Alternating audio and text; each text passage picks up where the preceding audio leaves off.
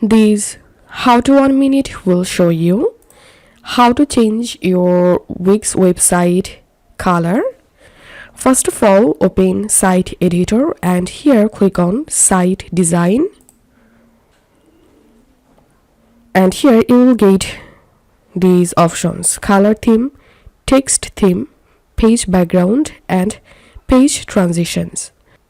To change your website theme, click on Change Theme.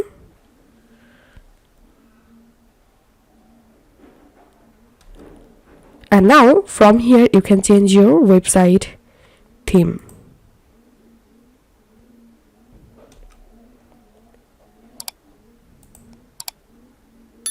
Now click on color theme.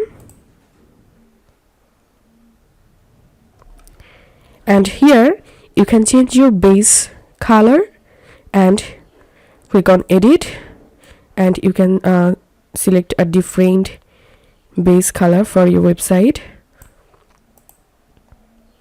You can change accent color. Click on back. Now to change your website font color or text color, click on it.